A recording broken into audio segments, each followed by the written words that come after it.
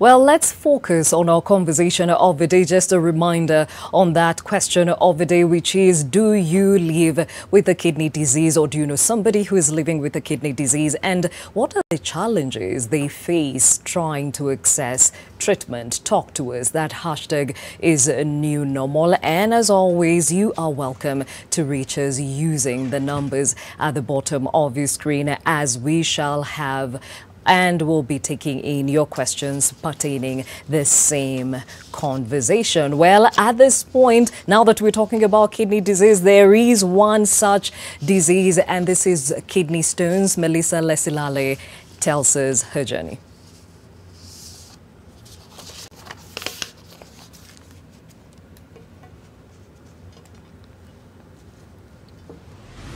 I got kidney stones when I finished Form 4. After I finished high school. So I just started getting sick. I don't know, I'm eating something and then I just feel like I want to throw up. I don't know why. I realized that the vomit was green.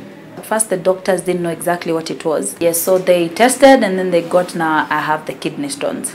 I got operated during that time, so they had to remove. Now from there on, I was told now, whether you like it or not, you have to take water so that it's not like, it doesn't cause any harm. But it was painful. I remember I couldn't sit, I couldn't stand, I couldn't sleep. I was like crawling on the tiles because the pain was so much. So I had to be, actually they rushed me to hospital first because of the pain. Worst part of it was, now you have to be not very keen on what you take. Nothing, and I used to love taking udongo. You know udongo, what is it called? That stones, yes. I used to love that, taking them. So now I had to cut that out. I had to especially insist now on taking like fruits, things that are light and everything. Yeah, still today I still have a problem of taking water. My worry was, would it affect my, future in terms of giving birth, my ovarian system, everything down there. And because of lack of information, you have those fears. So that was one of my fears. And then after now, I read about it. Now I got informed about it. It's like, no, it actually happened. It's commonly. And also my dad also had his removed. Then I didn't have a medical cover. And I remember it took a toll on my dad, who was just a farmer at that time. Then we were like 4 people who needed to be paid for school fees. And then there's this that came abruptly. Then now my brother-in-law now had to pay my bill. and everything was abrupt. I remember I was even kept in the hospital for an extra day till like we raised the money.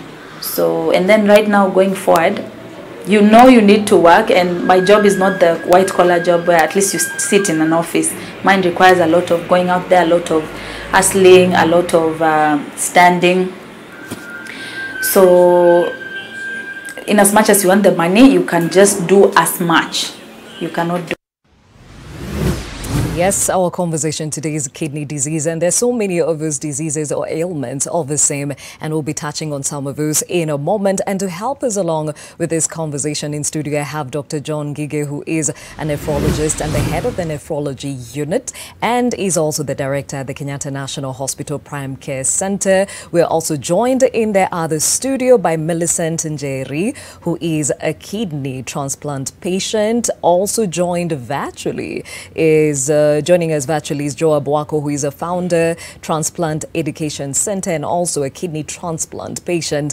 And also in our studios, Dorothy Chepkoech-To, who is a caregiver. Thank you all for joining us on this pertinent conversation. Before we get to it, let's take a look at some information that could give you a better indication on what exactly we'd like to delve into. If we can have these graphics on screen. What is a kidney disease? Well, let's start off with the fact that kidneys normally filter waste and excess fluid from the blood. So kidney disease means your kidneys are damaged and can't filter blood the way they should. Now, the causes, there are many, differ from one person to another, but those that rank the highest are diabetes, high blood pressure, autoimmune diseases such as lupus, genetic diseases, polycystic kidney disease, nephrotic syndrome, and urinary tract problems.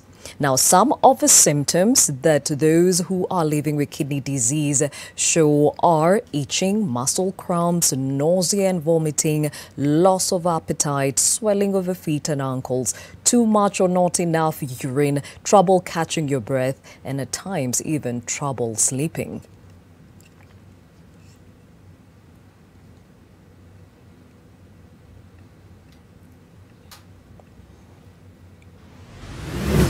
So, as I mentioned earlier, the latest statistics actually say about 4 million Kenyans, and this number could be higher than this, have chronic kidney disease, with a significant proportion of this population progressing to kidney failure. Dr. Ngigi, why do we have such a burden in this country? Thank you very much, Gladys, and it's always a pleasure having you talk to me. Yes, we have a huge burden of chronic kidney disease in the country, and this burden increases with time. And this can partially be explained by the upsurge of diabetes. Diabetes is the commonest cause of kidney disease worldwide, of course followed by hypertension. And we have observed in the currently or recently, that diabetes and hypertension have now become major causes of kidney disease in the country. Mm-hmm. And this perhaps is related to our lifestyles. I'm looking at the affluence, I'm looking at people leading sedentary lifestyles, and this coupled with obesity, the way we eat, brings up the risk of getting diabetes. Mm-hmm. And persons who have got diabetes have got a very high risk of getting chronic kidney disease. Mm-hmm. So if we could contain diabetes and hypertension, mm-hmm. then you could be able to manage that upsurge of chronic kidney disease. Mm-hmm. Yes. Now, the report we just listened to earlier of Melissa talking about her journey with kidney stones, this is just one of the ailments that somebody can suffer from when it comes to their kidney health. Is it something that you see common? Yes, kidney stones are very common. They cause obstruction to urine flow, and if they are not managed early, can cause chronic kidney disease. Another problem with stones is infection. They give you recurrent infections. And this again now goes a long way towards causing chronic kidney disease. Mm-hmm. And if you are able to identify the cause of the stone, because sometimes it's also related to what people eat, and you can control that, then you may not have big problems with stones. But unfortunately, we do not know what it is that people eat that causes stones. So you cannot be able to tell exactly who will get stones and who will not get stones. Mm-hmm. But like she said, sometimes it's familial, because it's a metabolic disease in some people. Mm-hmm. It's about enzymes and all that. Sometimes about hormones. So when people come in with stones, then the doctor will have to investigate thoroughly to identify what actually caused the stones. Mm-hmm. Because sometimes it's the imbalance of metals in the body, say calcium, magnesium, phosphate, sometimes uric acid. All this in a certain combination can cause stones. Mm-hmm. And when these stones come in, they cause obstruction to urine flow. And when that happens, then you get back pressure and kidneys fail. All right. It's a common problem. Okay, so there is mention of acute kidney injury and chronic kidney disease. What is the difference? Thank you. That's a very good question. The difference is the temporal trend, the way the disease presents. In acute kidney injury or acute kidney failure, if I may say for better understanding, people were well yesterday or last week and rapidly develop kidney failure and may require dialysis or may be very sick to even be admitted to intensive care unit. It's a rapid, very rapid fall of kidney function, often caused by things like dehydration, loss of blood, for example, if you are involved in an accident, infections, like, for example, if you've got an abscess somewhere, you get sepsis or blood infection, you get malaria, all these things, they can cause acute kidney failure. Now, a good percentage of persons with acute kidney failure will recover if you identify the cause and treat the cause. But unfortunately, around 15–20% of them don't recover and then progress on to chronic kidney disease. So key towards preventing people from progressing to chronic kidney disease from acute kidney injury is to identify the cause early and treat it or manage it quickly. Now, for chronic kidney disease, people may not even know they have it.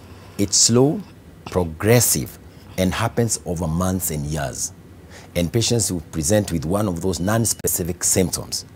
And when they do present, then they'll present with now signs and symptoms of kidney failure. Now, this is where now diabetes, hypertension, polycystic kidney disease, the stones now come in. Diseases that people may have over time. Yes. All right, and we'll delve further into that in a moment. Let me bring in the patients that are living this reality. Now, some of the causes, as Daktari has mentioned, and we listed earlier, diabetes, high blood pressure, autoimmune diseases such as lupus, genetic diseases like polycystic kidney disease, nephrotic syndrome, urinary tract problems. And I'm curious to know, for you, Millicent and Jerry, what was the cause for your kidney disease?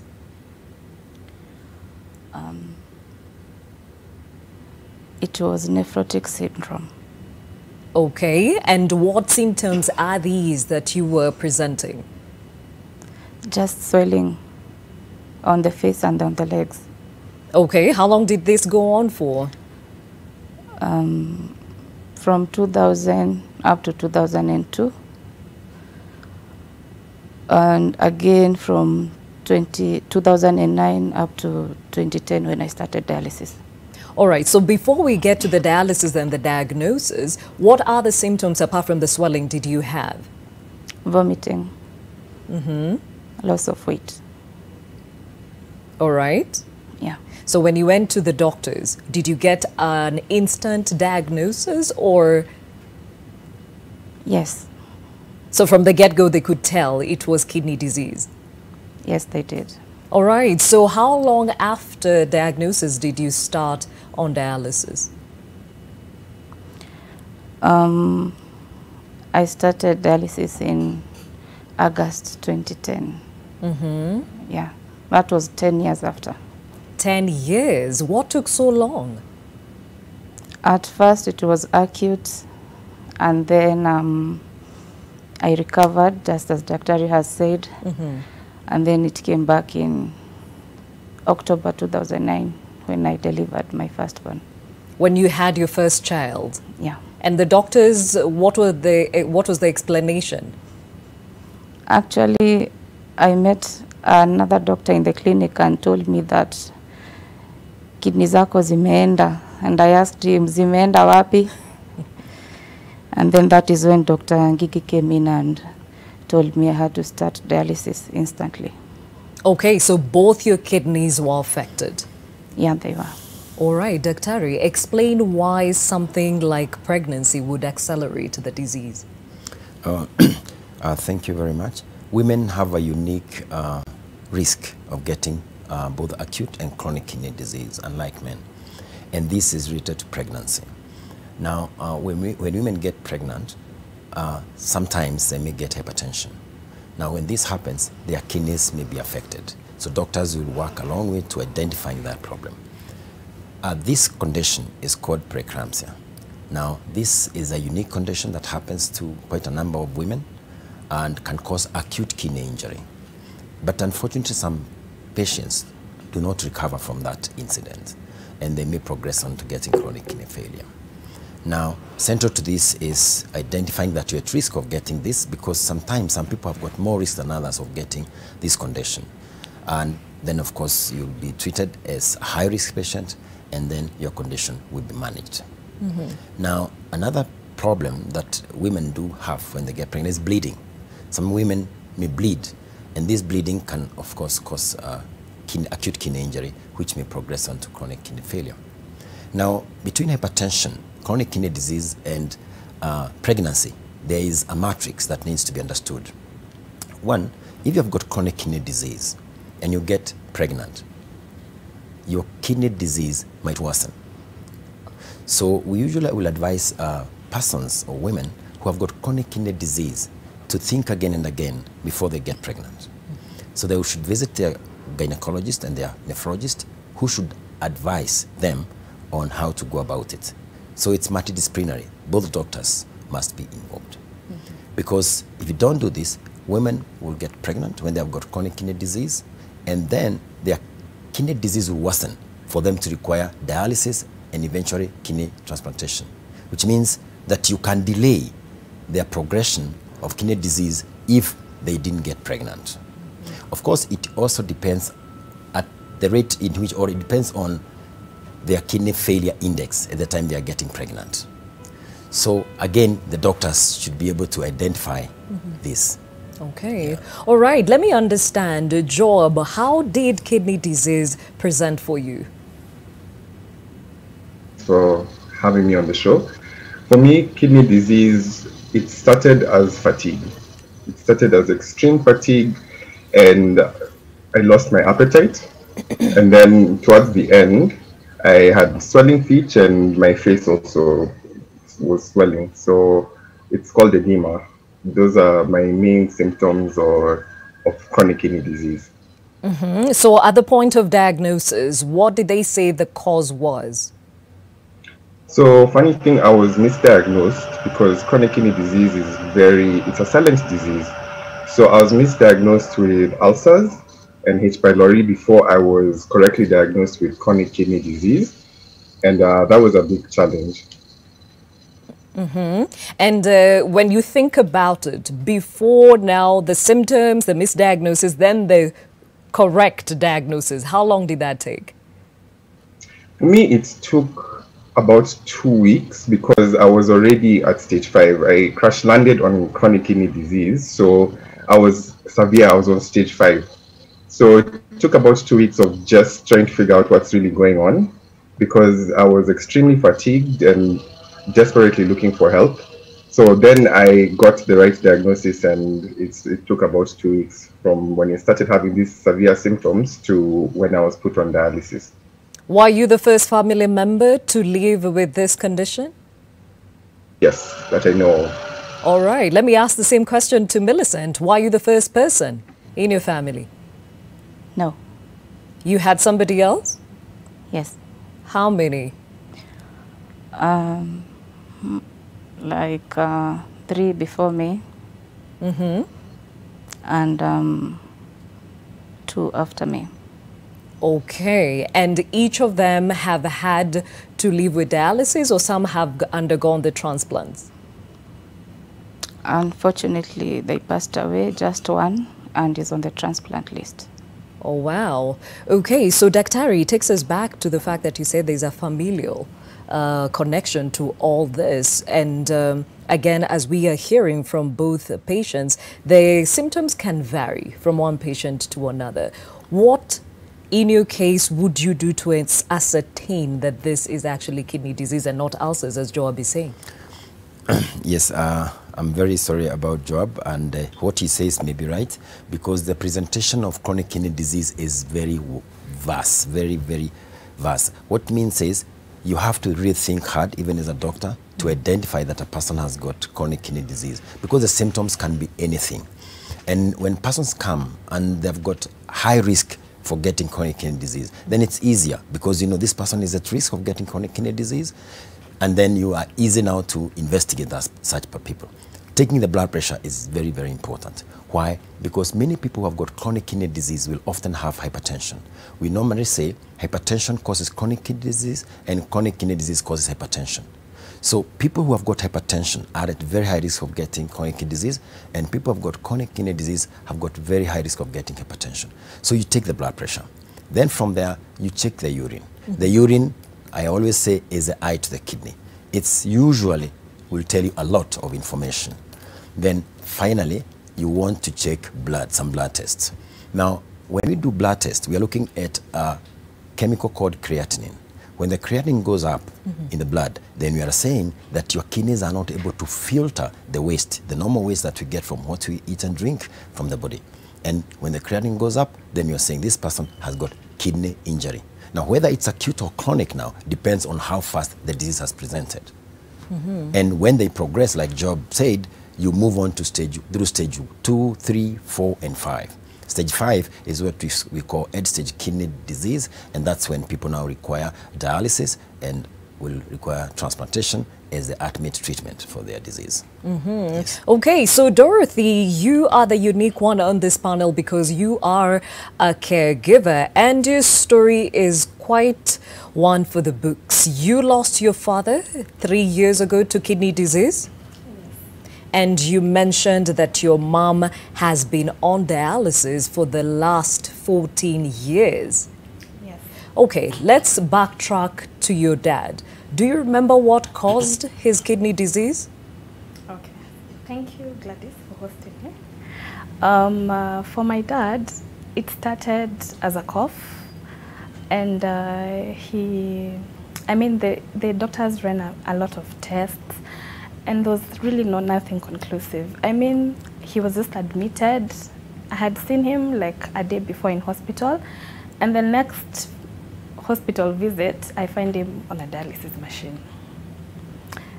And I really did not understand what happened, and I didn't really get a conclusive answer as to how it came about.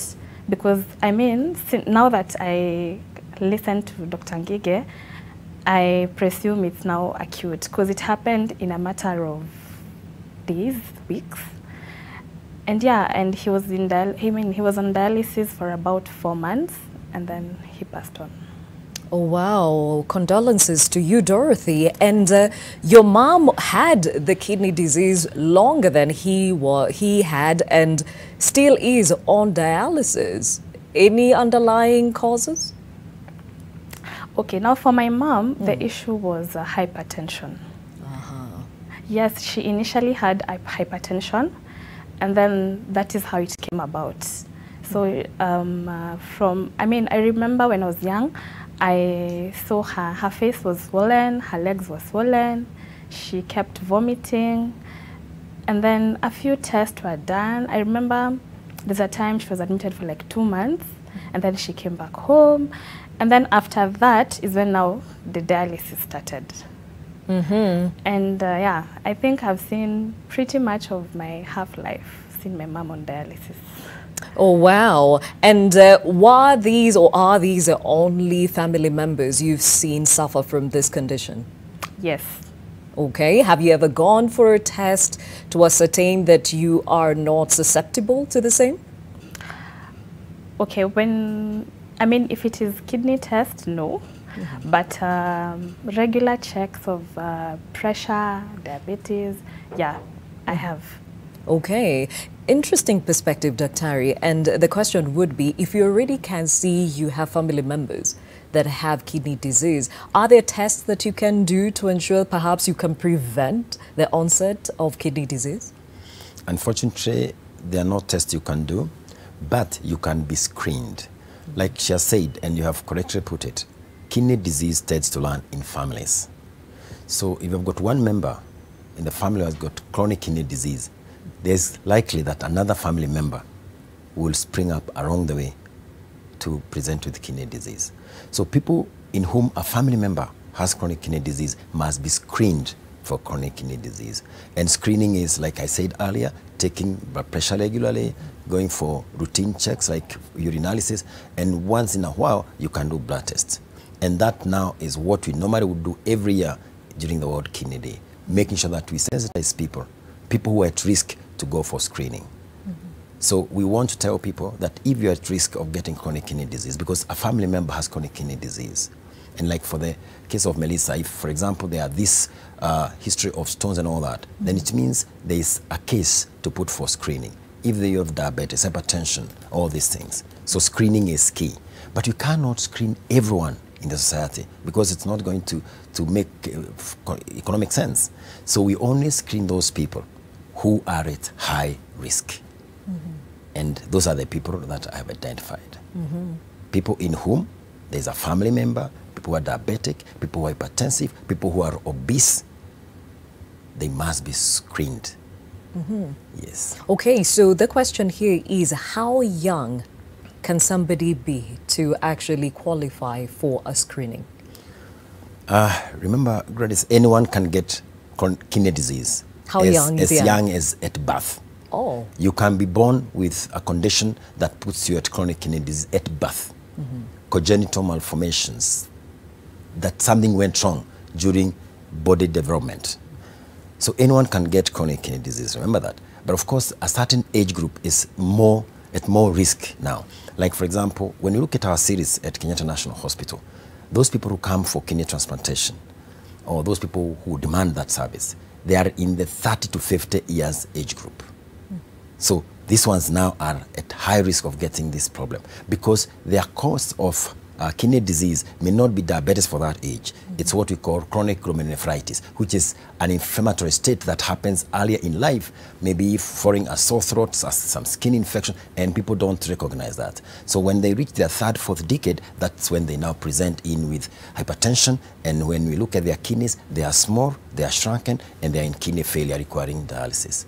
Yes. All right, Millicent, you are, as we introduced you, a kidney transplant patient. How long after you started dialysis did you qualify for a transplant? After the second year.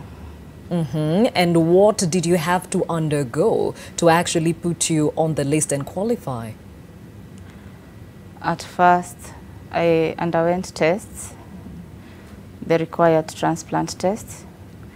And I remember our third born was supposed to be my donor, but then hapo katikati I got TB, which was treated. I waited for 8 months. We got admitted again. And now, during our theater day, I was told that my heart is big. I could not make it out of the theater. So we first halted.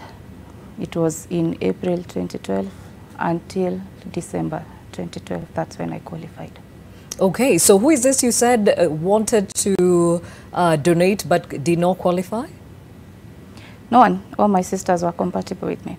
All your sisters? Yeah. Oh, how lucky. Okay, so which of them, actually, one of them is the one who donated for you eventually? Yeah. Yeah. Okay, so interesting that Daktari, she says at that point of waiting, tuberculosis, and she was told she has an enlarged heart. What would cause this? Same thing? Kidney disease giving all these other symptoms?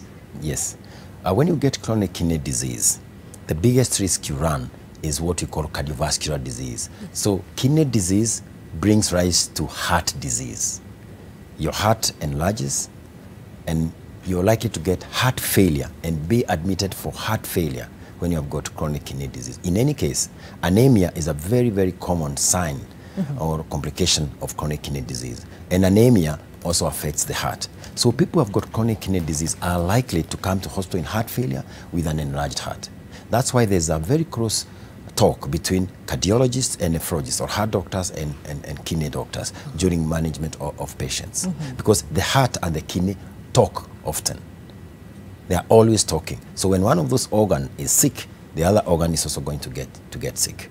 Now regarding tuberculosis, people who have got chronic kidney disease, particularly when they're on dialysis, have got very low immunity and they are likely to suffer tuberculosis. So we are very aggressive in trying to identify and look out for tuberculosis, because when people get tuberculosis, of course tuberculosis is treatable. And now that we know that they have got high risk, we look for it aggressively and treat it. But we cannot transplant them when they have got tuberculosis. We first want to treat tuberculosis, because the drugs we use when we treat a transplant, the anti-rejection drugs, reduces or lowers your immunity. And if you have got tuberculosis and your immunity is down, then tuberculosis is going to claim your life. So we normally would want to treat tuberculosis for at least 6 months before we can advise for transplantation. So people who have got tuberculosis must be on the waiting list before they get transplantation. They must be treated. Yes. And so even with enlarged heart, you're put on treatment to ensure that it goes back to normal. Yes, yes. Okay. Now, Joab, for you, what was the journey to the transplant? So for me, the journey to a transplant took about 1.5 years of dialysis. Remember that you're getting a kidney from a donor, right? And so they have to consent first. So they have to be the ones to come and be ready for this major surgery before they can donate a kidney to you. So we started the conversations within my family, and my older sister, who I follow, is the one who started talking to me and telling me she would be ready to donate before we even started doing the tests. But once we got through the consent part, we had about a month of tests, that a lot of tests you have to do to make sure that you're compatible. They're called HLA, maybe Dr. Lee can explain, that show that your immunities are compatible. Because remember, this kidney is not yours, so your immunity sometimes can start fighting this organ. So after we did those tests and were compatible with my older sister, then I got my transplant in 2016, in November of 2016. So it took about a year and a half of dialysis for me to get the transplant. Dr. Ngigi, let's talk about compatibility. What is the rigorous process they're talking about that somebody has to go through to identify a donor? Yes, Job is right. It's a very extensive process because we must make sure that the right recipients get the right kidney from the right donor. And that is the biggest problem we have been having. Not having enough donors, not because they are not there, but because they are either not the right persons because they fall off from the test or they are not compatible. So patients will spend like 200,000 doing tests from A to Z. And those tests include tests, make sure that they are not having an infection that they can give to the donor, to the recipient. But importantly, we want to make sure that people are as closely related as possible. Why? Because when people are not closely related, then it means that their immune system, the recipient, is going to fight the organ that they get or the donated kidney, and they are going to reject it. It also means that for us as providers, we are going to give them very potent immunosuppression. We are going to put them on very powerful medication to reduce their immunity so that they don't reject that kidney. And the more drugs you get, the more anti-rejection drugs you get in terms of dosing, the more risks you get at getting infections and all that. Your immunity goes down. So to avert that then, we want to make sure that people are as closely related as possible. However, that means, therefore, that people are likely to be family members. And remember what we said earlier, that people in whom you've got a kidney disease are also at risk of getting. So we are usually in a catch-22 scenario. But we want to make sure that we also look for these potential risks that these recipients or these donors can have. So we want to make sure that people are closely related as possible, as Job said. And it's expensive. Yeah, and we'll talk about the expense of it all. So are you saying, Daktari, that if you go through my family members, none is compatible or is willing to donate, but there is somebody outside my family who's willing, so you would probably perhaps not give them a chance?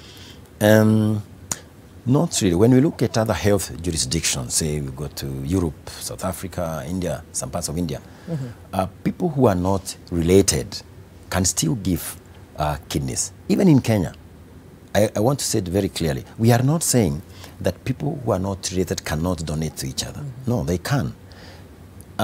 In fact, it doesn't mean that even if you have got a zero match, you cannot donate a kidney. You can, because science is there. We have the medication, and we can control this through medication. But you don't want to use a lot of money, and you don't want to immunosuppress you so much. However, the problem usually is motivation.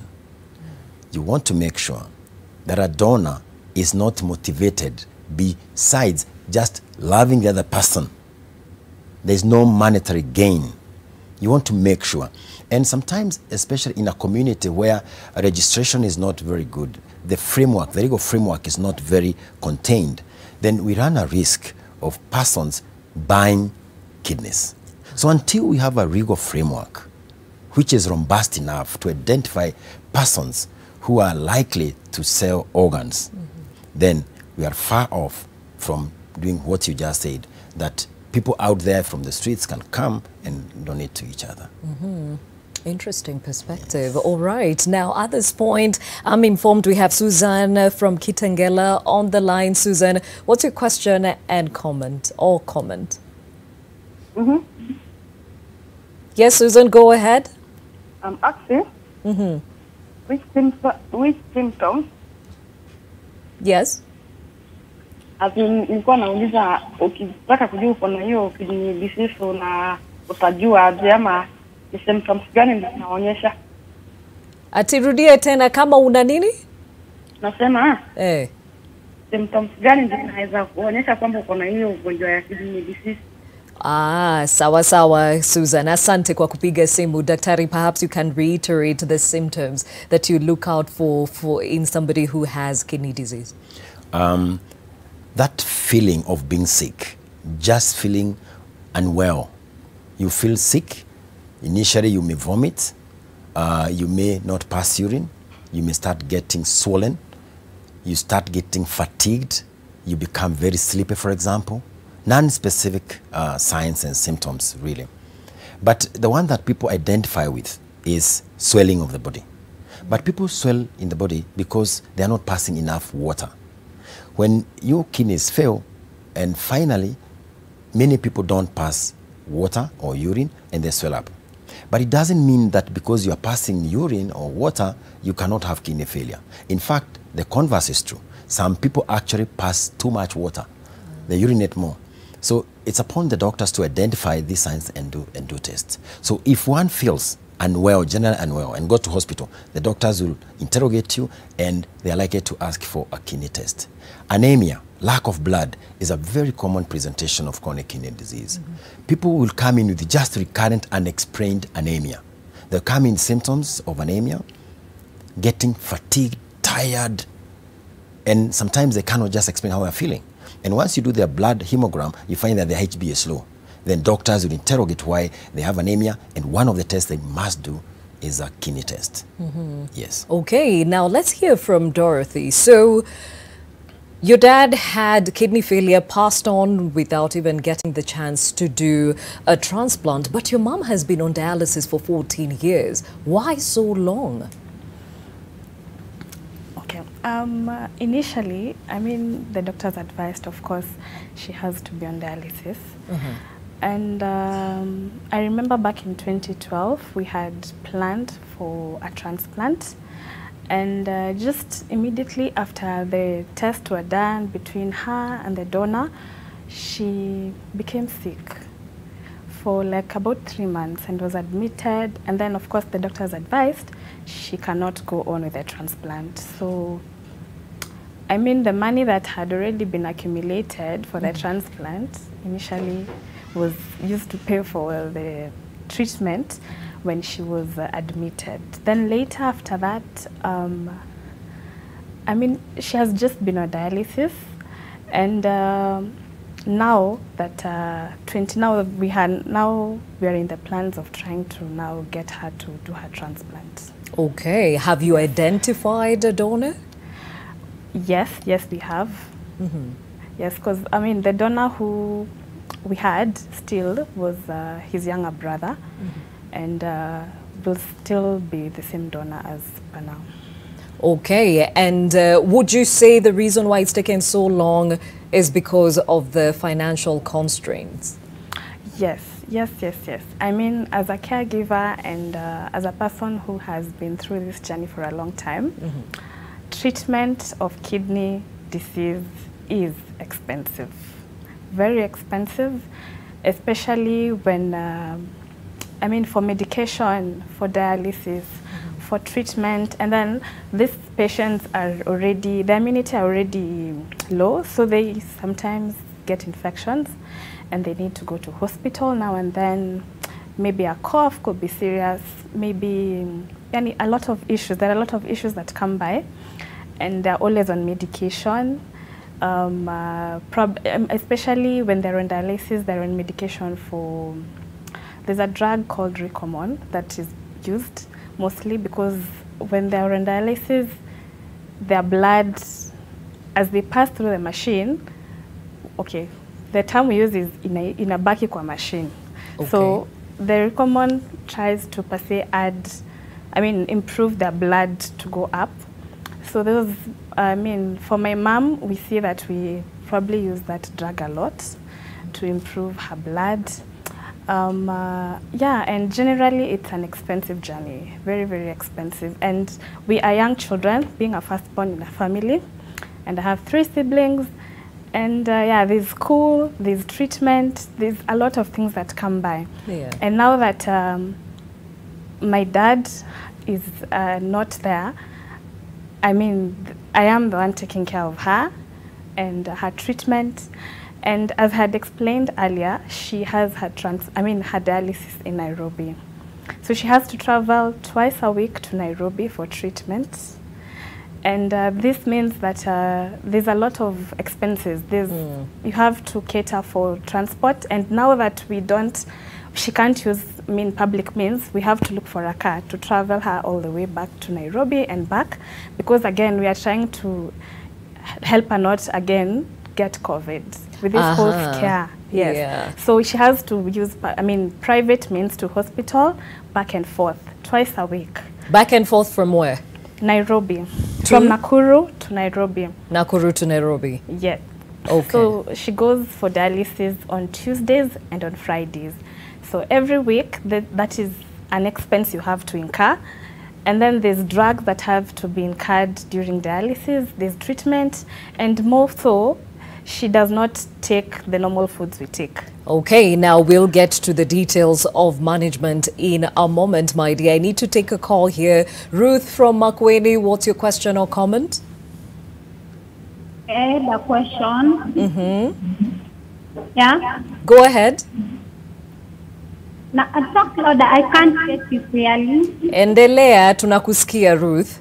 Okay. Now, I had a question that I've seen your conversation on the NTV concerning the kidney issues. And there is something that I wanted to know. I have a severe pain on the right-hand side. And then it goes on the back, lower back, and on the hip joint so painful. So I wanted to know what might be the problem and what should I do at least to get help, because it has been so severe, so painful. Okay. And what makes you think it could be kidney disease? Do you have any family member with this? No, I've undergone some symptoms that have been on you, that like vomiting, some pain comes and goes on the right side. So I wanted only to know what should I do for a help.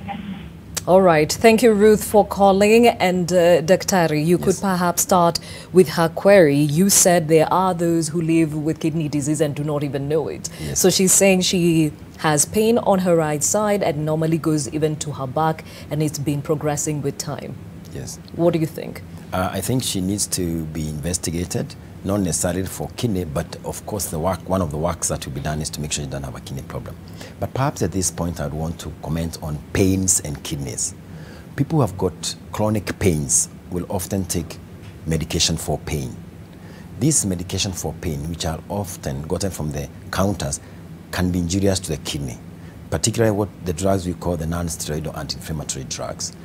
Taken for a long time, they injure the kidney, and people who have got kidney disease in that setting may not know until they come to the hospital. The doctors will ask you, have you been taking medication for pain? Then, perhaps if you are an elderly person with arthritis, you'll say, yes, I've been taking pain for my arthritis for a long time. Then that's a pointer towards thinking of a kidney disease. Then when you get chronic kidney disease, particularly when you move from stage 4 going to stage 5, people also get bone disease because your vitamin D, your calcium, your phosphates are not in sync because of chronic kidney disease, and it gives rise to what you call bone mineral disease or bone disease. So people with chronic kidney disease, particularly the later stages of the disease, will present with bone pains, muscle aches, and all that. So it would be nice for her to go to hospital and be investigated. Okay. Yes. Now, when we come back from the break, we'll talk more about the journey of dialysis, the expense of the same, and of course, even the transplant, what it costs to actually maintain a transplant kidney, because there's a whole series that you have to go through to ensure that you keep this kidney with you. But before we take that break, remember our question of the day to you is, do you suffer from any kidney disease? Do you know somebody who does? What are the challenges in accessing treatment for the same? Hashtag is new normal.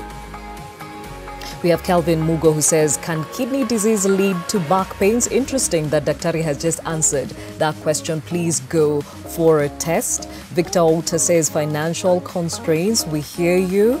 Charles Wambogo says, I once met Millicent Njeri, a lovely, charming, beautiful lady and funny, ever smiling. You couldn't tell that what she is going through. Charles knows Millicent. Ntinyari Tait says, so far I can confirm that Dr. Ngige is the best nephrologist in the country. I've visited most of them and their dictatorial approach of most of them is wanting. A good doctor is one who listens to his or her patients. Kudos to Dr. Ngige. E.K. Chepchien says people often lead unhealthy lifestyles without knowing. It has become the mundane order of everything. We hear you, Chepchien. Cynthia Toromo says, Dorothy's story is so inspiring. Cynthia, yes, it is, considering she has been a caregiver almost all her life. Dorothy Oroche says, very informative conversation. Thank you for tuning in. And then the last one for now, Alekaka, who says, morning, how can I get to your doctor? Dr. Ngige will be telling us how you can reach him. But of course, as we said, he is the head of the nephrology unit at the Kenyatta National Hospital and also the director of the Kenyatta National Hospital Prime Care Center. We'll be right back.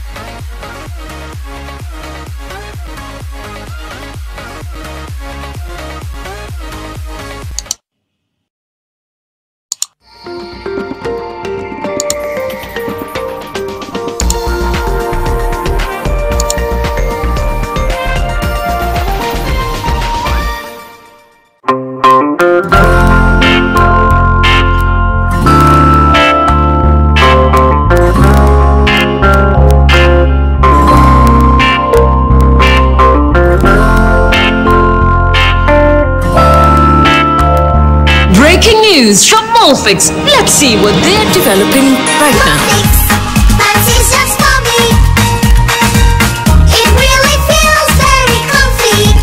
Molfix pants with anatomic fit technology. New Molfix pants, an invention from babies for babies. You should also try Molfix. Introducing Ushindi Cream Bar Soap. Ushindi Cream Bar Soap with Oxy Bright removes stains effortlessly and brightens colors. Available in 1 kilogram and 800 gram bars and 175 gram tablets. Also available in all your favorite variants. Ushindi, a quality product from Pwani Oils. You did the most horrible thing a person can do to another. Aside from breaking my heart, you destroyed my family. I didn't know what I was doing. You already know this. Please, Mark, you're hurting me. And this is nothing compared to what I'm gonna do to you if you keep poisoning your boyfriend's hat. You are the best thing that ever happened to me. You are crazy. What are you saying? Then I'll repeat it. You're both taking advantage because Miguel is gone. And now Luciana's making sure that she keeps the boss to herself. The only greedy one here is you. You two are unbelievable. Along came love in association with Nivea Body Lotions. Reveal your beautiful this beauty month with amazing discounts of up to 30% off 400 ml Nivea Body Lotions in participating stores near you. Enjoy discounts galore with Nivea. Be you, be beautiful.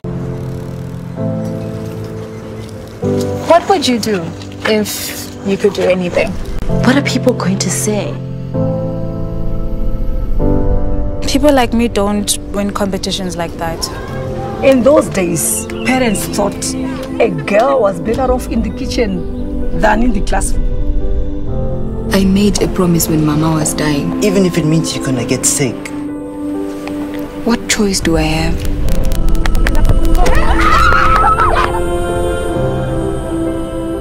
I'm looking for a man who can take responsibility for his actions.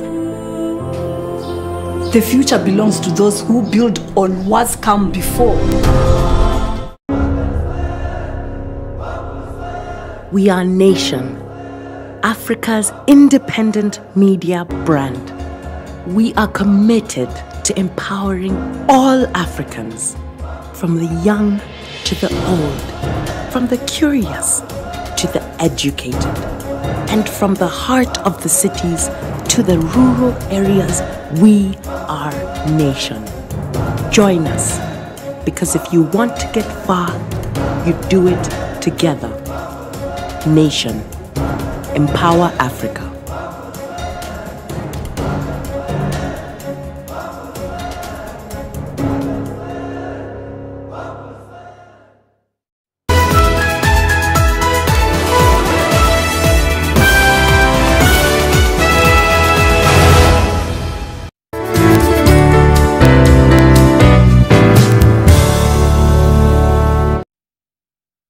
Try Panadol Advance for relief from headaches, body aches, and fever. With Panadol's Optizorb formula, the tablet gently breaks down in the stomach, quickly absorbs, and starts providing pain relief in 15 minutes. For fast and effective pain relief that you can trust, try Panadol Advance.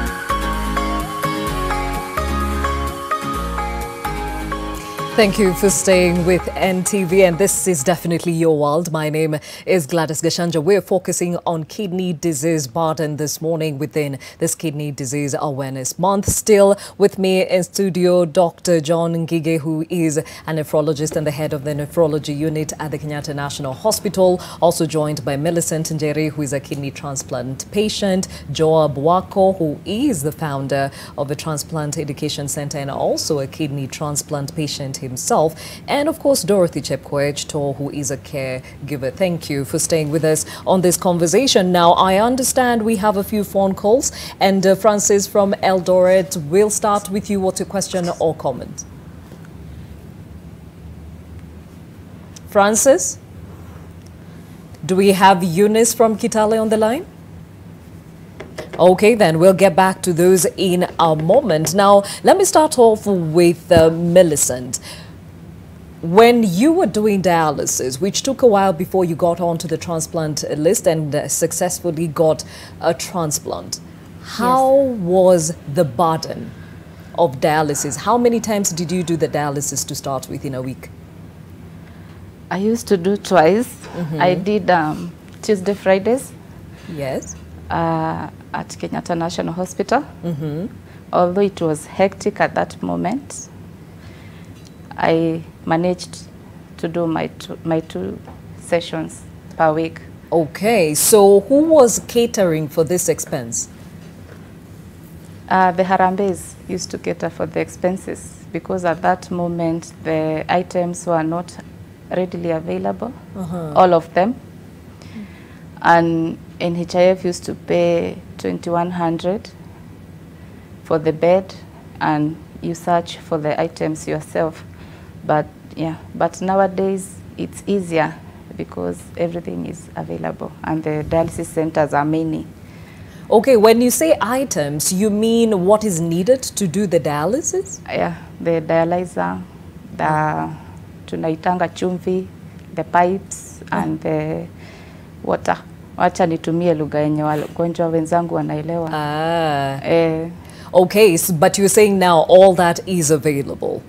Yeah, all that is available. Okay, now let me hear from Joab. How was that journey of dialysis before the transplant?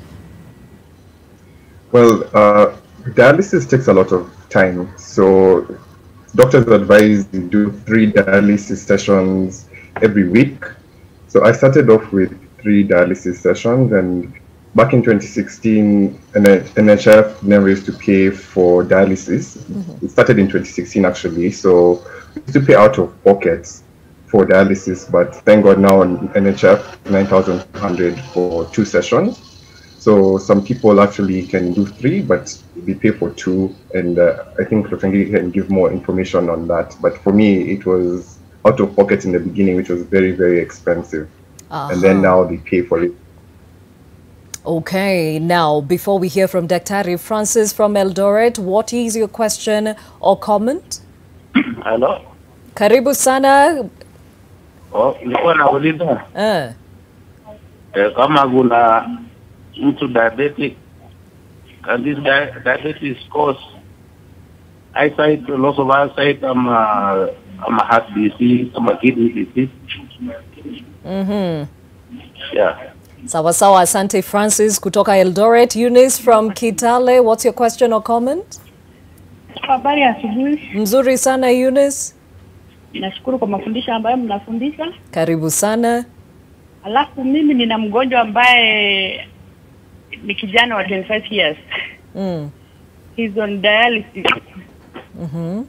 Alafu na alimepatikana watu wa last stage ya kidney failure.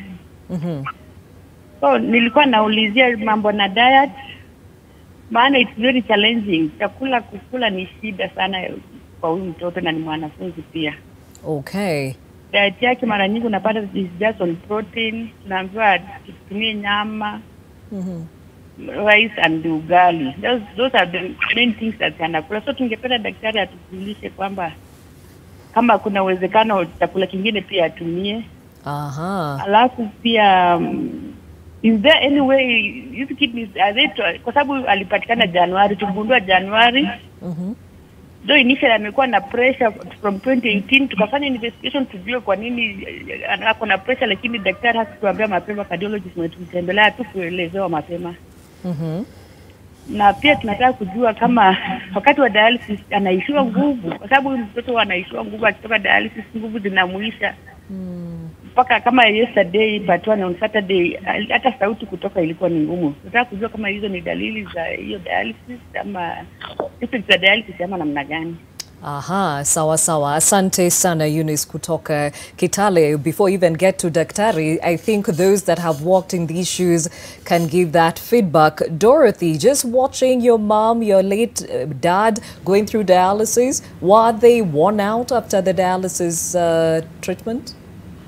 Yes, after dialysis, of course, after you do a lot of work, of course you get tired. So in dialysis, I assume that because the machines go in and the blood is cleaned out, she gets tired. After dialysis, she has to rest for about 30 to 45 minutes, just pure rest, and then now she can be able to now move. Because sometimes she has to sleep, because she complains, sometimes she gets dizziness. So you have to give her some few minutes to rest before now she can move. Okay. Yes. Now, something else that has come up is the issue of diet, and I think you had touched on it, the fact that she's not able to eat some foods. Yes. What do you tiptoe around? Okay.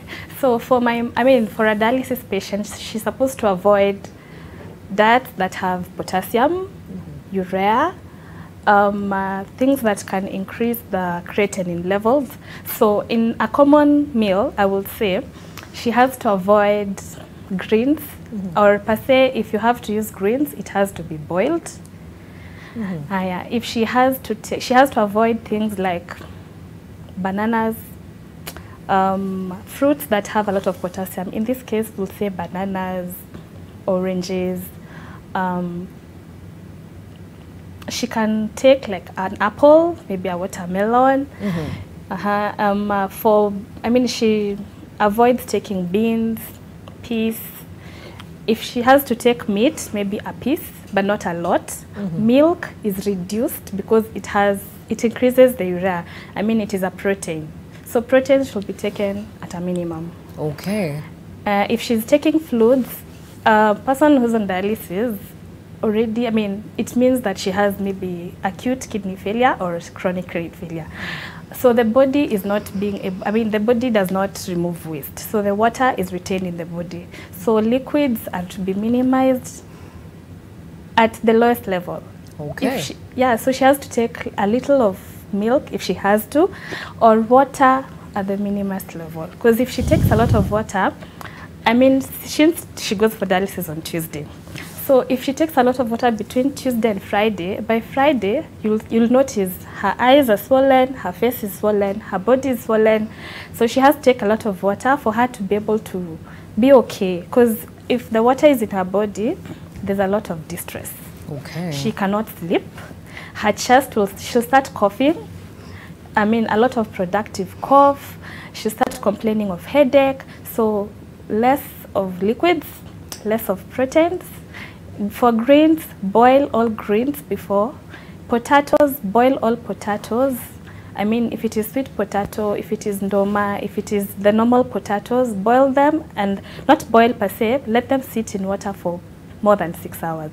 Oh, wow.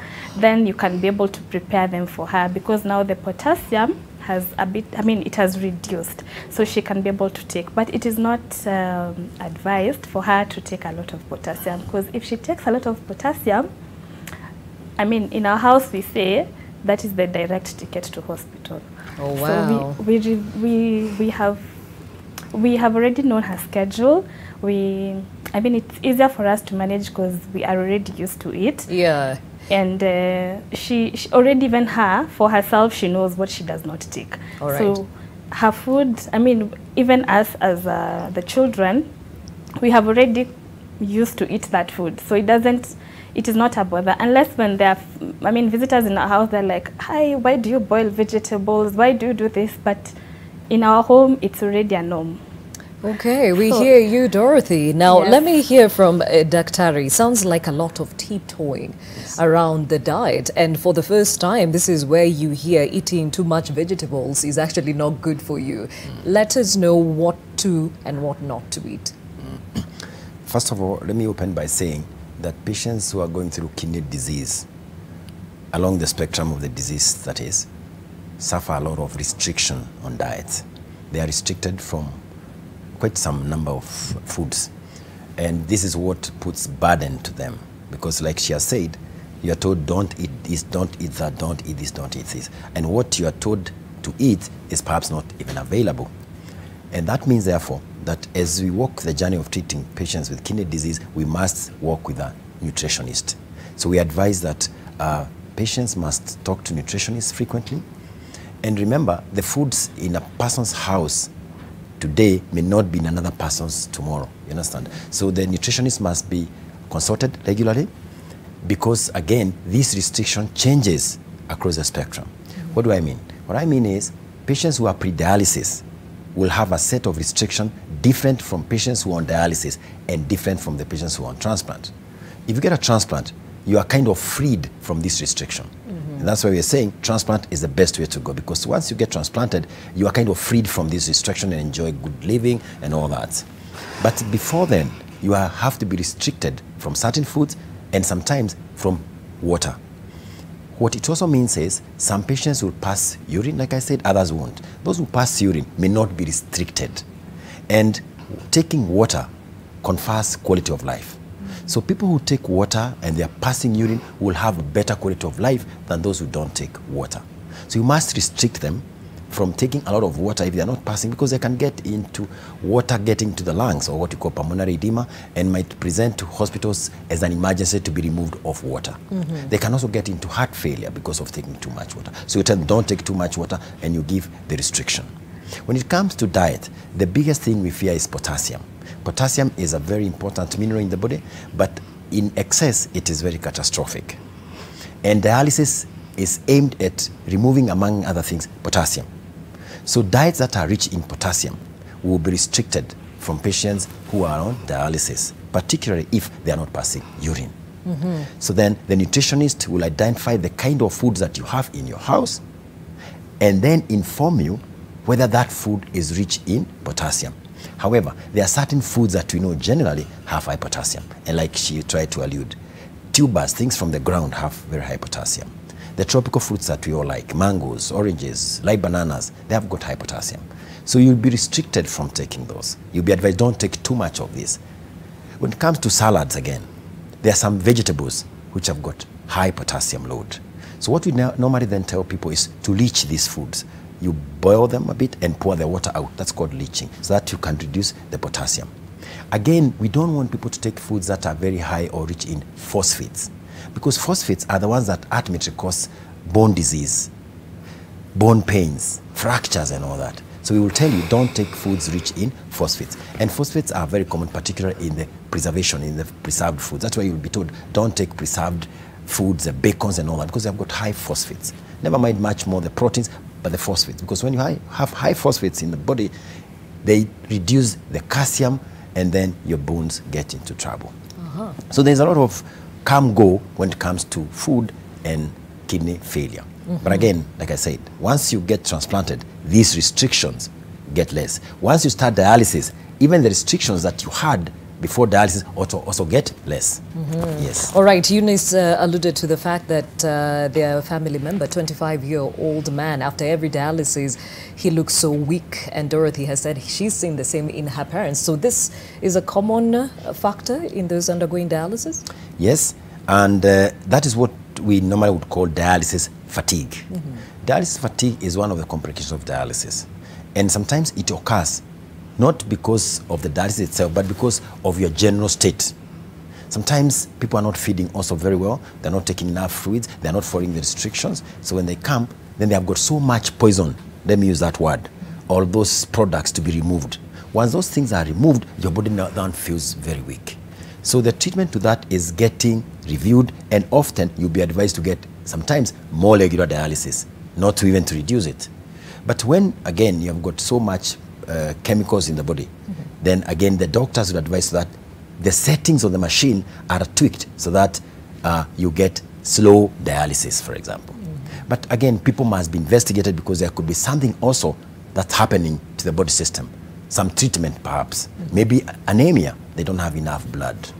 Yes. Okay, and Francis was asking, you've talked a lot about hypertension, but you also alluded to the fact that diabetes also fuels the burden of kidney disease. Reiterate if these symptoms also cross over from diabetes to kidney disease. Yes. Also remember, towards time when people have got diabetes, with the time they get hypertension. So invariably, diabetes causes hypertension. And that is a journey through which diabetes causes kidney disease. So people get diabetes, they get hypertension, and next minute their eyes will have a problem, and the third thing or the fourth thing that will happen, their kidneys will have an issue. In fact, it may be right for me to mention now that people who are diabetic will often get a relief of their sugar control. They may even say they are feeling better, their sugar control, doctor is better now, I don't need much drugs. That is a bad sign for kidney. It means often that your kidneys are getting sick. So when you hear diabetics saying their sugars are now better, they are well controlled, and not because the doctors have tweaked the insulin and all that, then they need to be investigated for kidney disease, particularly when they have had diabetes for a long time, like say 15, 20 years. Oh, wow. Yes. Okay, so Daktari has reiterated that transplant is way better than dialysis, and you actually have a better quality of life when you undergo a transplant. Millicent, how much better did your life get after a transplant? Pardon? How much better did your life get after a transplant? I think the line is disconnecting. Okay, if you can hear me through the studio, how much better did your life get after the transplant? Sorry, there's a dial tone. Okay, then I will get back to you in a moment. Joab, you definitely have been living for a while now after the transplant. How many years now? Joab? Yes, it's 4 years. It's been 4 years. So when we talk about the quality of life improving, how much has it improved for you? Dramatic. It's a very drastic change, night and day. As you've said, even me after dialysis, I used to get very tired. I had dialysis fatigue. My blood pressure used to drop. So you're always constantly just trying to manage the symptoms of dialysis, if I can call them that. So when I got my kidney transplant, it felt like there's this huge load that I don't have to take care of. You know, the kidney will take care of it. I don't have to worry about how much water I'm drinking. The food, I can eat more things when I'm, I can eat a regular meal and not worry about the potassium or the phosphorus, as Dr. Gige said. So I ended up having so much more to life. I had energy to do things. I had time, because as dialysis is 4 hours, if you're doing it twice or 3 times a week, you can imagine how much time that takes. So I had just this time that I used to wonder, hey, now what can I do with this time? Let me do something, whereas before I'd be like, I have to go for my dialysis, I have to make sure I'm on time, I have to make sure, there are just so many things that dialysis does take away from you just to keep you alive. So it's a love-hate relationship with dialysis. But once you get a transplant, almost normal, apart from the medication. So the immunosuppressants now is where we really struggle. It's very expensive. It's as much as rent a month, you know. So you end up just spending so much money on the immunosuppressants, but your quality of life is much more improved. Question: when you think about the cost of management during dialysis and the cost of management after the transplant, which is more expensive? So dialysis is more expensive. However, NHF is paying for most of the costs of dialysis. But then when we come over to transplantation, they do not pay for the medication. And even on dialysis, they don't pay for medication. So what happens is the cost shifts from the government when you're on dialysis to you when you're on transplant. So you end up now paying for these medications that can cost up to or above 30,000 per month. You're the one paying out of pocket for those as a kidney transplant recipient. So it is a very big struggle for us because we are constantly paying for these medications. And if you do not take these medications, your kidney will reject. And then you're back on dialysis, or you can even pass away. So it's been very stressful on us as kidney transplant recipients because the costs are so high, and multiple people have passed during this COVID time because of financial burdens. Okay. Of the medication. All right, Millicent, you're back online now. So how better is your life now after the transplant? I can say my life is now good. I can eat and eat and eat, as you can see. Okay, yeah, you're a healthy looking woman. I can also swim because I don't have the dialysis catheter. I can ride a bike. I can do all things without fear of collapsing, fractures, yeah, and all that. All right. Now, Daktari had alluded to earlier that they really discourage or give a disclaimer to any woman who would like to sire a child even after being diagnosed with kidney disease. But you went ahead and had a child after the fact. Talk about that. Okay, first of all, let me echo his words. He told me, mimi ni kichwa ngumu. Yes. And I told him, I want to break that record because I love children, actually. Were it not for kidney disease, I would have like 4 now. But now I've been limited to the 2 I have. So I told him just to know that God answers prayers. I used to pray to have another child, and sorry about that. There's another sound in the background. Okay. I used to love, and I went and sat down with him, and he told me, if you've decided to have a baby, then let's give it a try. Okay. Now, it's interesting when you hear these 2 recipients talk about their journey. Clearly, their quality of life has improved, but there is a catch to it. Yes. The cost of actually surviving after the fact. So whichever way you look at it, dialysis is expensive, managing a transplant is expensive. How much more can be done to help along those who live this reality, Dr. First of all, quite early I must say that we have observed an upsurge of people who are accessing dialysis. Okay. We have got 12,000 Kenyans out there who are in late-stage kidney disease. Out of the 5 million who have got chronic kidney disease, 12,000 have got late-stage kidney disease, and it's just a matter of time for them to come to dialysis. We have got 5,000 Kenyans who are on dialysis right now. The last 5 years has seen this country grow very rapidly in terms of offering dialysis services. And the only factor that has been introduced is the NHIF. NHIF has come a long way, and I must congratulate NHIF government for that, because many more people can access dialysis now. Of course, twice is probably not enough, but that is a beginning, and it's a nice thing. However, like Job said, it has created a disincentive, because people would rather go for dialysis and not go for kidney transplantation, because like he said, once you get transplanted, there is no one now to shoulder your burden But we have been having a lot of conversation, the Kenya Renal Association, Ministry of Health, and the NHIF, on how this can be worked up.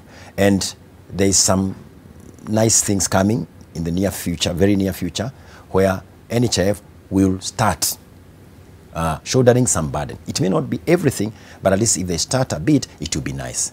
When that happens, then the quality of life will even be better because people will have surplus to spend on other things. But for now, the first 6 months of post-kidney transplant is really torture because the money involved is a lot, like 60,000 per month. Wow.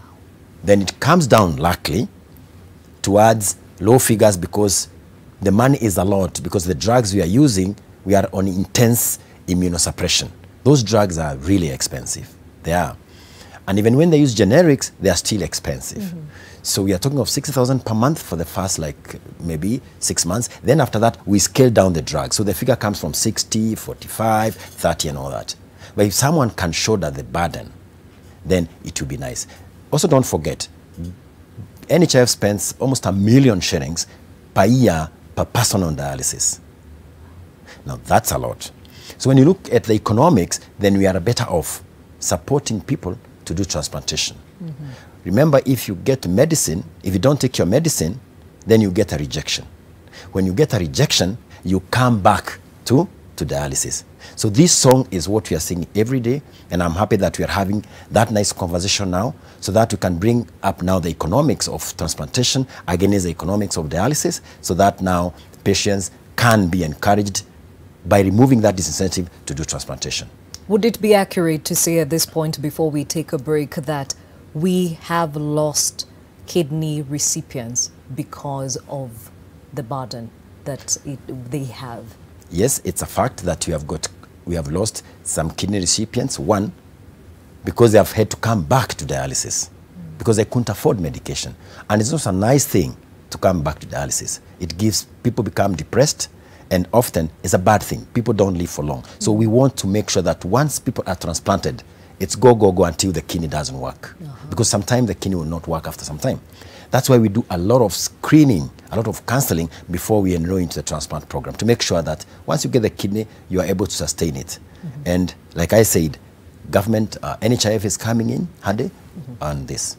Okay, now you've had the burden of living with the kidney disease. Now, can you imagine how much more it has been during this COVID-19 period? We'll talk more about that right after the short break. But I understand we have a feedback that we can actually take at this point. Hashtag New Normal. Diana Chelagat says, very informative topic. I admire the strength of Dorothy Toll. We should hold our hands together and help young caregivers take care of their families. Very true, Diana, because caregivers are part and parcel of this journey. We'll be right back.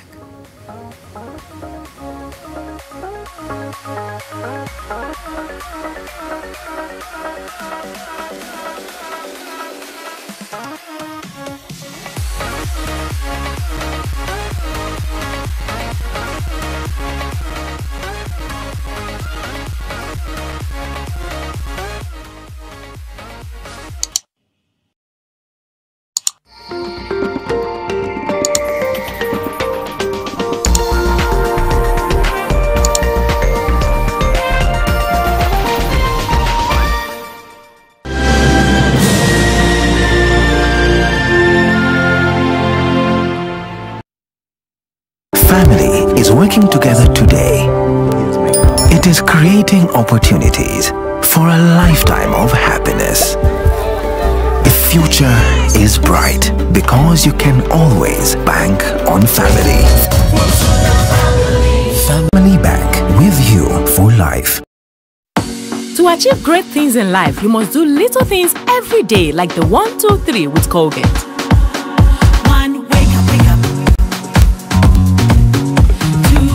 Brush up. 3, smile through your day with a fresh breath and strong tea. Smile through your day with a fresh breath and strong tea. Do the 1, 2, 3 with Colgate and give yourself a future to smile about.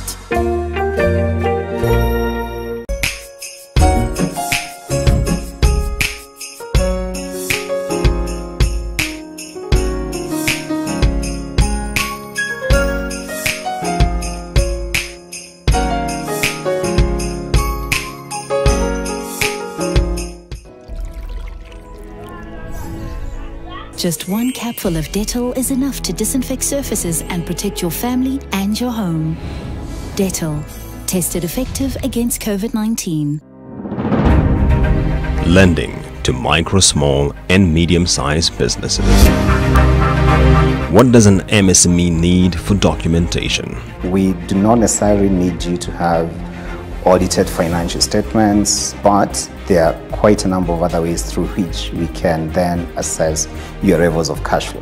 Concerns around pricing and hidden charges. Then there is more transparency in pricing. So today customers can figure out who is charging X and let's say who is charging X plus 1. And the state of the market. Banks are well positioned, especially from a cost structure, to work within reasonable or constrained net interest margins.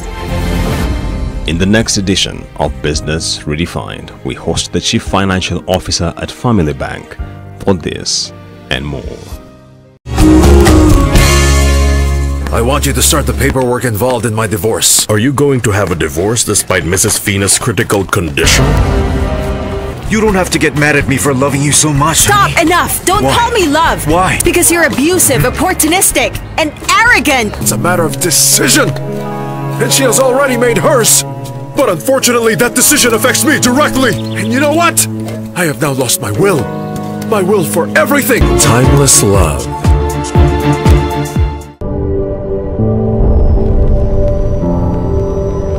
Beat sensitivity pain fast with Sensodyne Rapid Action for clinically proven relief in 60 seconds.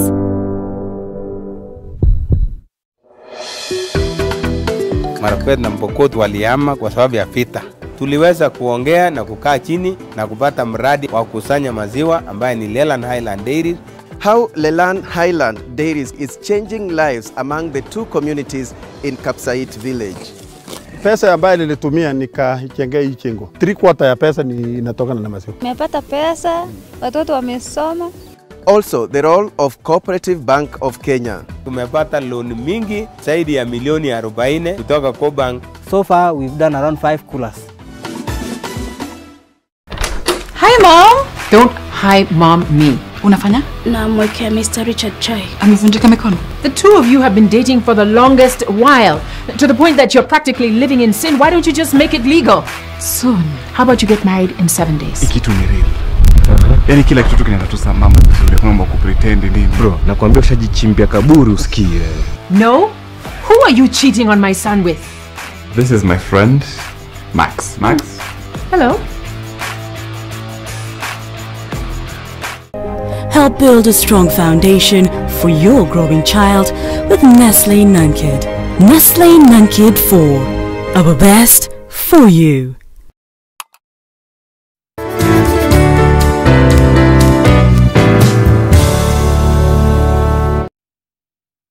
Try Panadol Advance for relief from headaches, body aches, and fever. With Panadol's Optizorb formula, the tablet gently breaks down in the stomach, quickly absorbs, and starts providing pain relief in 15 minutes. For fast and effective pain relief that you can trust, try Panadol Advance.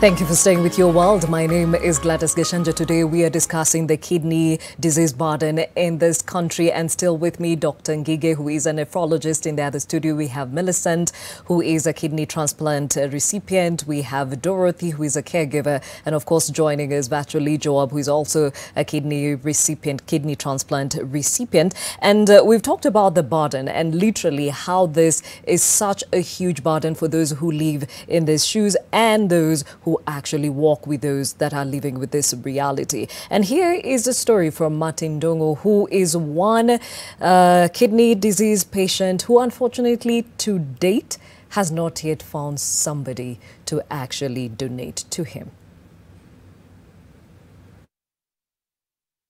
15 ikianza, that is when niko na hiyo shida ya kidney.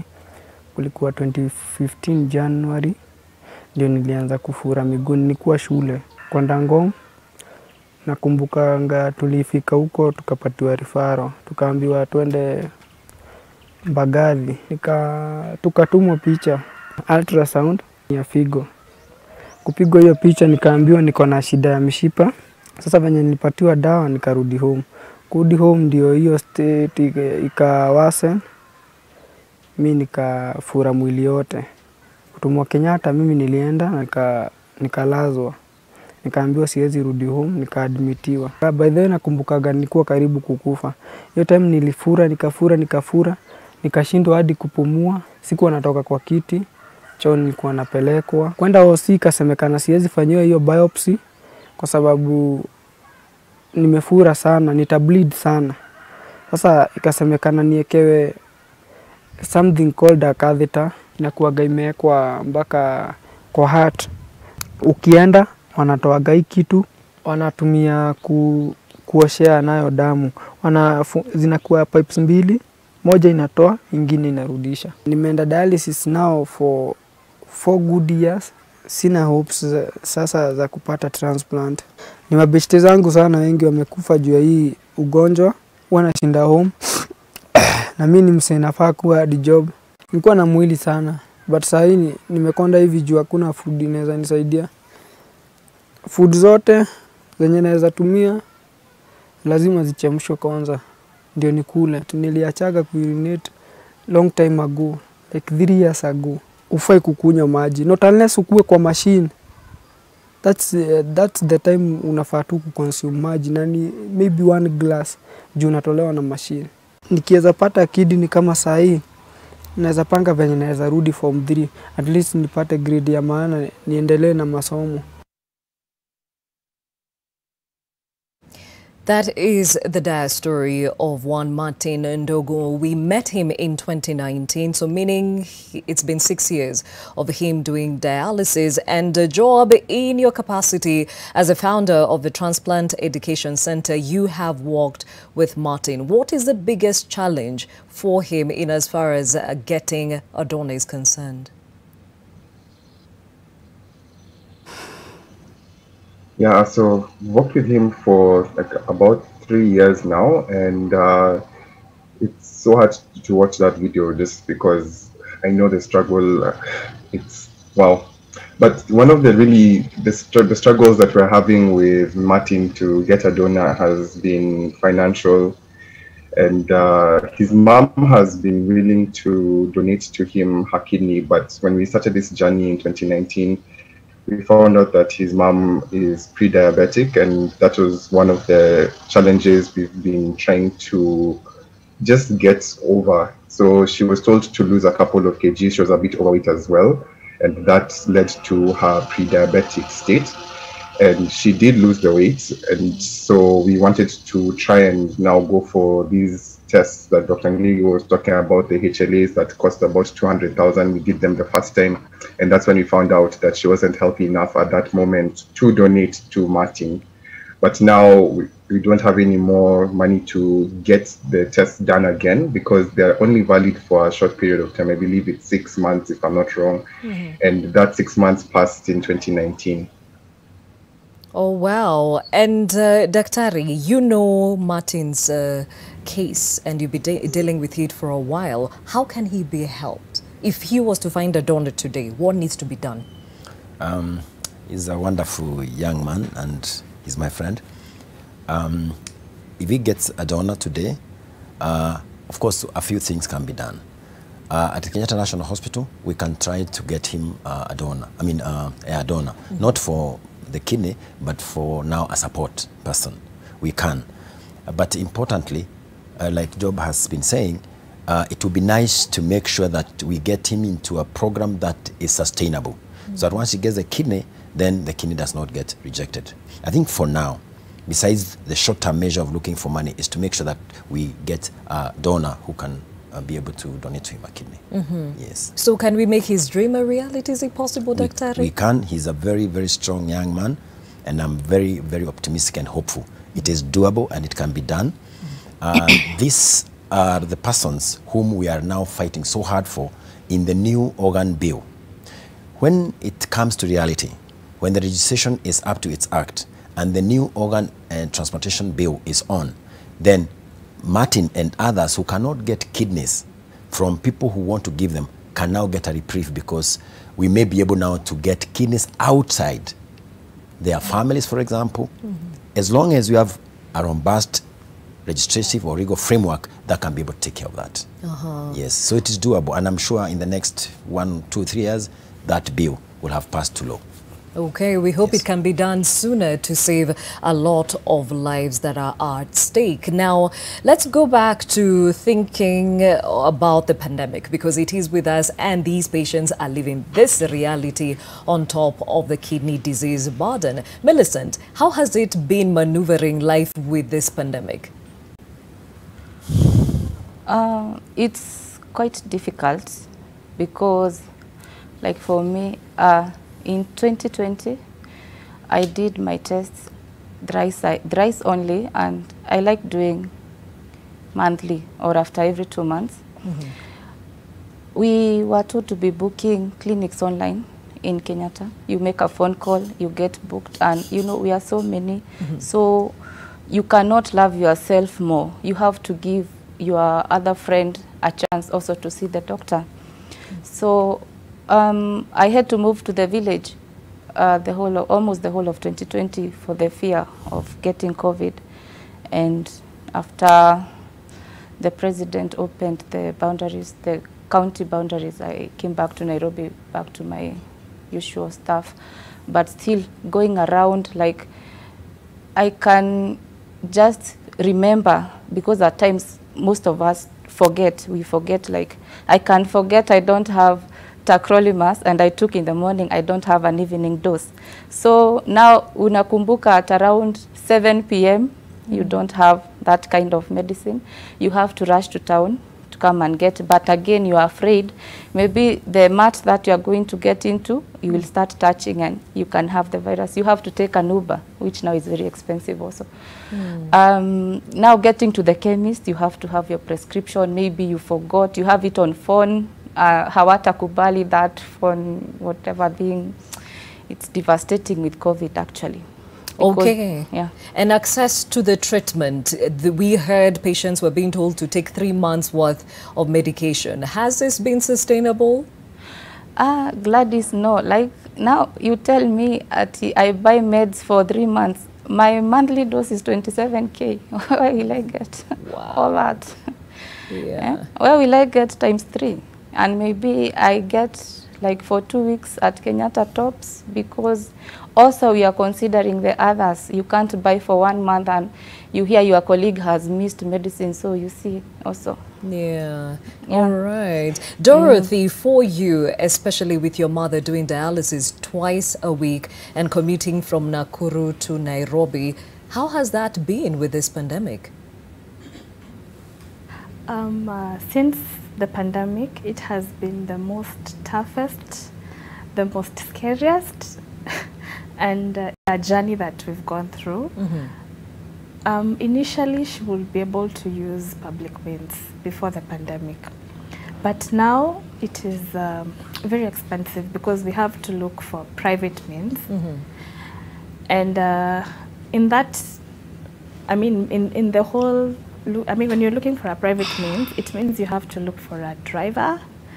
You'll have to, look for a car, which needs to transport her, and to and fro back. Meaning there's expense for fuel, there's expense for a chauffeur, for a driver to take her. Yeah, it has been a struggle. Okay, and I hear you loud and clear, my dear. There's a question here to you. Why does she commute from Nakuru to Nairobi? Isn't there a dialysis center in Nakuru? Okay, so my mom has been on dialysis for 14 years now. So initially when she started dialysis, there were no centers back there. Yes.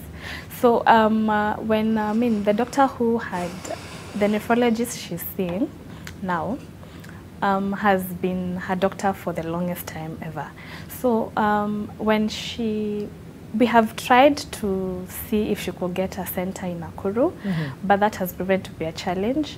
And I don't know, Daktari can confirm, but when dialysis patients are using the machines, there's a way they specify that machines that are used for certain patients, I mean, if a patient has, per se, hypertension or maybe any other disease, which could be maybe diabetes or any other condition, apart from CKD now, they're not able to share machines.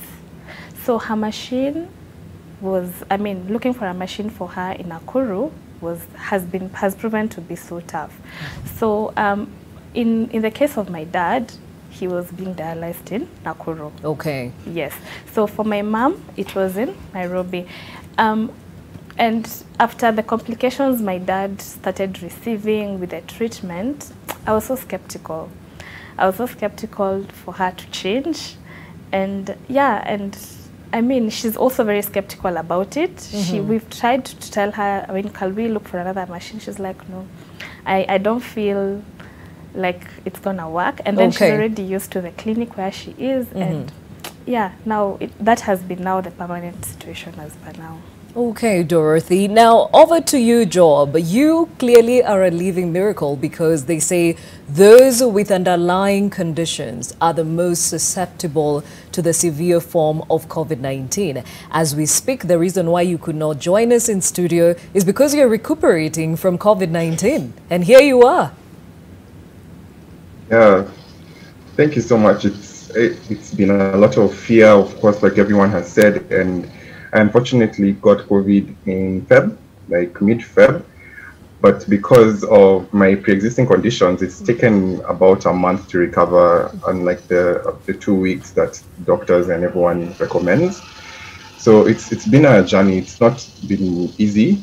I can tell you that. It's been difficult to just recover because my immunity is not as someone who is just healthy and well. So yeah, I'm recovering, and I thank God that I got mild symptoms, relatively mild symptoms for my condition.